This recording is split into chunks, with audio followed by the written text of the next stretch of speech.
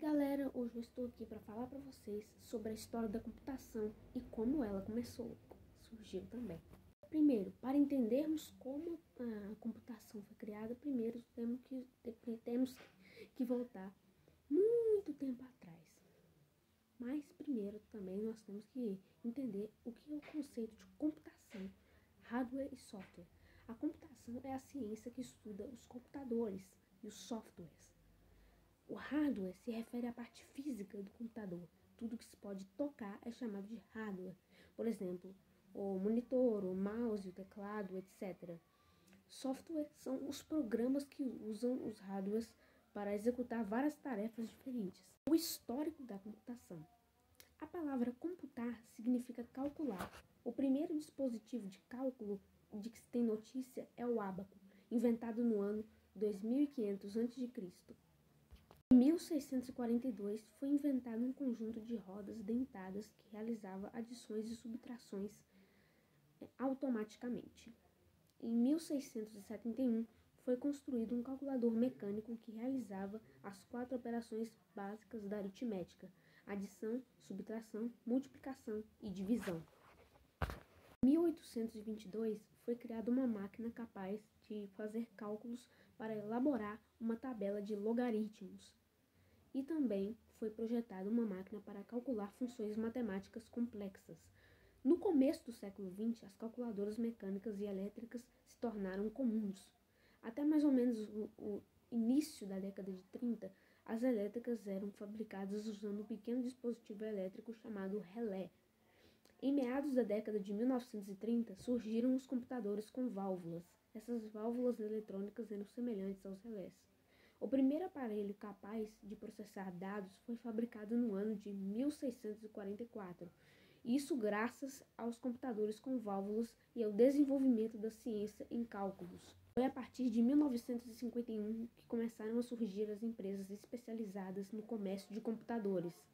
Na década de 1950, vários computadores começaram a ser fabricados, como o EDSAC e o ENIAC, mas nós vamos falar do ENIAC. Ainda na década de 1950, surgiram os transistores, componentes eletrônicos que substituíram as válvulas e que possuíam várias vantagens. Os computadores que antes ocupavam uma sala, agora ficavam do lado do tamanho de uma estante. Consumiam menos corrente elétrica e duravam bem mais. Os transistores possibilitaram a produção de computadores menores, mais rápidos, mais confiáveis e mais baratos. O minicomputador PDP-8 foi considerado o primeiro computador com preço acessível. Foi também neste computador que o sistema operacional Unix começou a ser desenvolvido.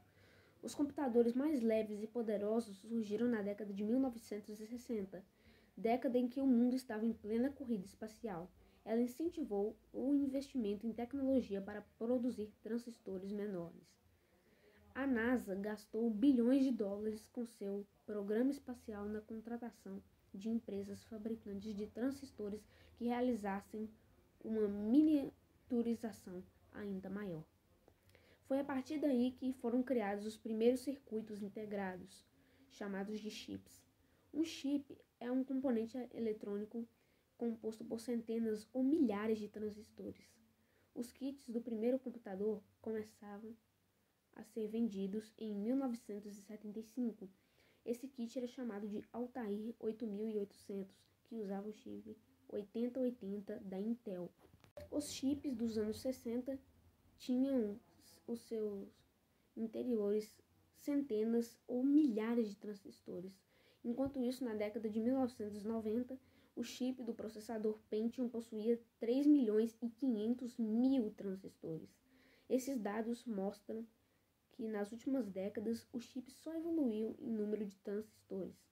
Na década de 1980, os computadores sofreram um novo tipo de evolução. Os computadores anteriores só processavam 8 bits ao mesmo tempo, até a chegada do IBM PC, que conseguia processar 16 bits. O processador utilizado neste computador era o 8088.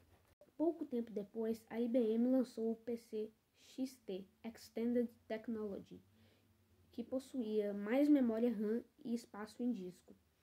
Foi a partir daí que os computadores antigos continuaram a evoluir, se tornando cada vez mais ágeis e com capacidade cada vez maior de armazenar dados. Tipos de computadores. Existem diversas terminologias para classificar computadores. Confira abaixo algumas delas. Microcomputador ou computador pessoal. O termo microcomputador se refere ao porte do computador, indicando aqueles que normalmente utilizamos em casa, no trabalho, nas universidades, etc. São também chamados de computadores pessoais devido ao termo PC, Personal Computer, criado pela IBM para nomear uma família de computadores. Os computadores portáteis estão incluídos nessa categoria e inicialmente eram chamados de laptops, pois devido ao seu tamanho poderiam ser colocados no colo dos seus usuários. Lembrando que a palavra lap significa colo. Outros tipos de computadores portáteis são os notebooks, ainda menores, do tamanho de um caderno, daí a palavra notebook, que em inglês significa caderno. Existe ainda outro tipo de computador portátil, os chamados PDAs, Personal Digital Assistants, que são chamados de palm tops por caberem na palma da mão. No entanto, eles não são tão funcionais quanto os outros computadores, sendo utilizados para fins específicos, como uma agenda avançada. Alguns possuem canetas eletrônicas que permitem que seus usuários escrevam ou apontem para algum ponto diretamente na tela. As estações de trabalho. As chamadas estações de trabalho são computadores semelhantes aos computadores pessoais. No entanto, utilizam uma arquitetura interna diferente dos outros computadores pessoais, o que resulta em um processamento muito mais rápido. São também bem mais caros e geralmente utilizados em universidades ou centros de pesquisas. Supercomputador são máquinas especializadas em cálculos científicos e meteorológicos. Mainframes são máquinas com alto nível de segurança. Essas máquinas foram desenvolvidas para efetuarem processamentos pesados com extrema confiabilidade às empresas. Hoje em dia já não é mais possível classificá-los deste modo, porque os computadores possuem memória de mini-computadores, velocidade de supermicrocomputadores e processamento de microcomputadores. Se gostaram do vídeo, deixe seu like, se inscreva no canal, ative o sininho, compartilhem e recomendem esse vídeo para mais pessoas. E não esqueçam de deixar seu comentário, hein?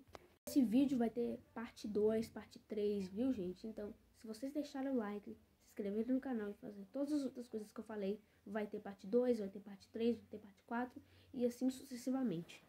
Tchau!